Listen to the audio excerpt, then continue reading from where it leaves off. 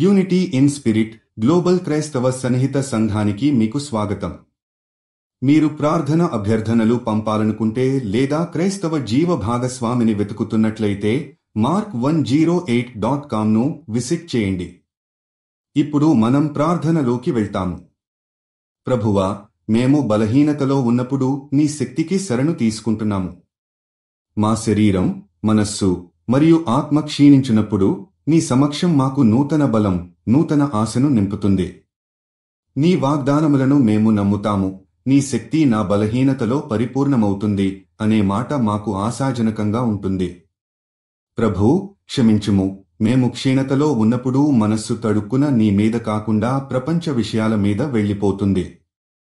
కాని ఇప్పుడు మేము నీ ముందుకు వచ్చి మా బలహీనతలను అంగీకరిస్తున్నాము. మాకు నీ బలం అవసరం ప్రభూ. మా మనస్సులో భరించలేని ఒత్తిడిని, అలసటను మరియు నిరాశను తొలగించి నీ శాంతి మరియు బలాన్ని ఇవ్వుము. యేసయ్యా, నీవు శిలువపై అయిన బాధను భరించిన విధానాన్ని చూసి మేము బలంగా ఉండేలా ప్రేరణ పొందుతున్నాము. నీ శ్రమ మాకు శక్తినిస్తుంది. మేము ఒంటరిగా లేమని గుర్తుచేసే నీ ప్రామిసులు మాకు ధైర్యాన్ని ఇస్తున్నాయి. మేము బలహీనమైనప్పటికీ నీవు బలమైన దేవుడవు. నిన్ను ఆశ్రయించే వారికి నీవు శక్తినిస్తావు. ప్రభూ, ఈరోజు నీ బలం మమ్మల్ని నడిపించాలని, నీ ఆశ మమ్మల్ని నలుపు నుంచి వెలుగులోనికి తీసుకెళ్లాలని మేము ప్రార్థిస్తున్నాము.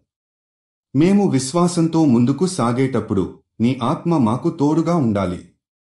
ప్రతి నిస్సహాయత క్షణాన్ని నీ బలవంతమైన సమక్షంలో సమర్పిస్తూ నీ నాయకత్వాన్ని కోరుతున్నాము. ఈ ప్రార్థనను యేసు క్రీస్తు మహాత్మనామంలో అర్పిస్తున్నాము. ఆమేన్. యూనిటీ ఇన్ స్పిరిట్తో కలిసి ప్రార్థించినందుకు ధన్యవాదాలు. మీరు విశ్వాసం కలిగిన జీవిత భాగస్వామిని వెతుకుతున్నట్లయితే mark108.comను విజిట్ చేయండి. మీ ప్రార్థన అభ్యర్థనలు కూడా అక్కడ పంపవచ్చు.